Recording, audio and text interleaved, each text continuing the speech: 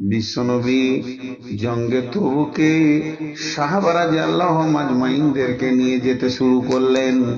যেতে যেতে মরুভূমির প্রান্তে তিনি বললেন, এখানে সমস্ত সাহাবীরা তোমরা এক কাজ করো, এই জায়গাতে মঞ্জিল করা হবে, তোমরা তাঁবুগুলোকে রেডি করে নাও, খাওয়ার ব্যবস্থা করো, চুলো তৈরি করো, লকড়ি নিয়ে এসো, রান্নার ব্যবস্থা করো, গোসল করো, গোসল হবে, খাওয়া হবে, আরাম হবে, নামাজ হবে, সালাত হবে, সব হবে।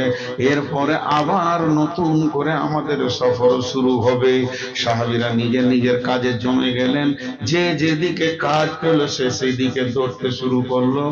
এমন সময় বিশ্ব নবী তাঁবুর মধ্যে রয়েছেন, তিনিও রেডি হচ্ছেন, তিনিও নিজের কাজ নিয়ে নিয়োজিত রয়েছেন।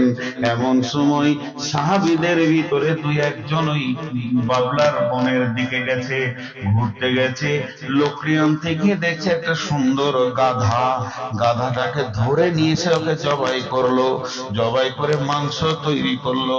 মাংসটা যখন রেডি হয়ে গেল, ওটাকে হাঁড়িতে দিয়ে মশলা দিয়ে রান্না শুরু করে দিয়েছে।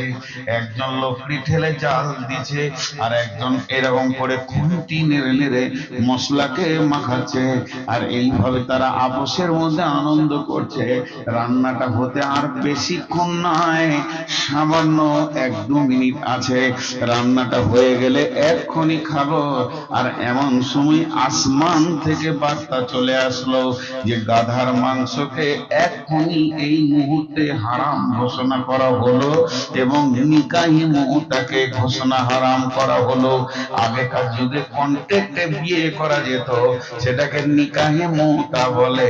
10 দিন, 15 দিন, 1 মাসের জন্য বিয়ে করা যেত, সেটাকে নিকাহে মুহূর্তা বলে। ওটাও হারাম হলো। আর ওইভাবে চলবে না। যদি স্ত্রীকে ভালো লাগে, তুমি ওই কন্ট্রাক্টে না রেখে তাকে মহারানা দিয়ে জীবন সঙ্গিনী বানিয়ে নাও। কন্ট্রাক্টে মেয়েদের ব্যবহার করা যাবে না, মেয়েদের দাম কমে গেছে। আর গাধার মাংস মুসলমানের জন্য এক্ষুনি হারাম করা হলো।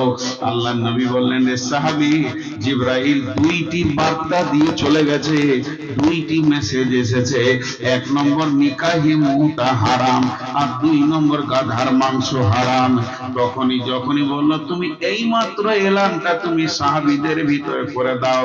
ওই সাহাবী এলান করতে শুরু করলো, লোক সকল মুসলমান তোমরা শোনো, আমার রব এই মাত্র তার নবীকে 2টি বার্তা দিয়েছে। তার মধ্যে একটা হলো গাধার মাংস হারাম, আর দ্বিতীয়টা হলো নিকাহে মুহতার বিবি হারাম। যে লোকটা থালা ধরে দাঁড়িয়ে ছিল যে নুন দেখবো কেমন হয়েছে, থালা হাত থেকে পড়ে গেল। যে জাল ঠেলছিল উঠে গেল, আর জাল কি লাভ? যে লাকড়ি লাগছিল বলছে আর কোনো লাভ নাই। হারাম তো হারাম, কি হারাম তো হারাম। কি করবি?